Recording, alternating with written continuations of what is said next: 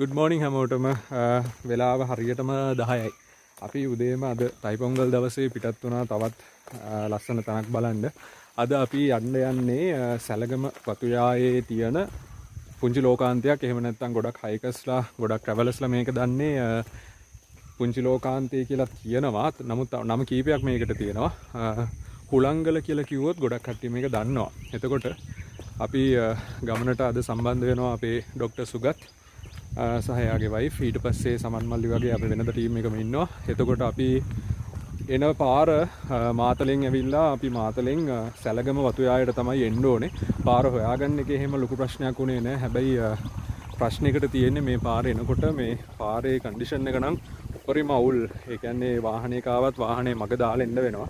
අනික දැන් මේ යන පාරෙන් තමයි ඒ පාරත් අර මගදී වහලා තිබ්බේ. ඒ කියන්නේ 4-wheel වාහනයක් තිබ්බොත් උඩට එන්න වෙනද නම් අවසර හම්බ වෙනවා.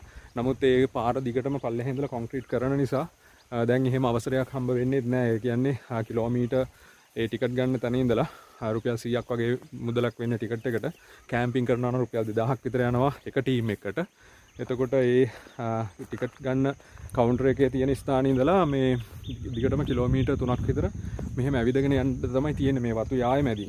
එතකොට අර ඈතින් පේන්නේ නෑනේ. මෙන්න මේ කන්දට අමෙතිනේ. මේ මෙතන කන්ද උඩට තමයි අපි යන්න හිතාගෙන ඉන්නේ. ඒතර තාම හිතාගන්න බෑ කොහොමද ලෝකාන්තේ පේන්නේ මේ පැත්තද අර සයිඩ් එකද කියලා. කොහොමද ගිහිල්ලා බලන්න වෙනවා ඉතින්. ඔන්න අපි හුලංගල ගිහිල්ලා පුංචි ලෝකාන්තයට ගිහිල්ලා ආයෙමත් පල්ලෙහාට බහින ගමන්. ඇත්තටම අපි පුංචි වැරදීමකුත් වුණා මුලදී. මම හිතුවේ මෙන්න මේ කන්ද තමයි උඩටම ගියපුවන් පස්සේ ලෝකාන්තය කියන පොයින්ට් එක තියෙන්නේ කියලා. නමුත් ඒක වැරදි. අපි මෙන්න මේ පාරෙන් දිගටම ගියපුවා මෙහෙම ලොකුවට ඒක කන්දක් නගින්න දෙයක් නැහැ. මේකේ කෙලින්ම මේ පාර ඉවර වුණාන් පස්සේ ඒක ඉවර වෙන්නෙත් පුංචි ලෝකාන්තය කියන මේ පොයින්ට් එකෙන්.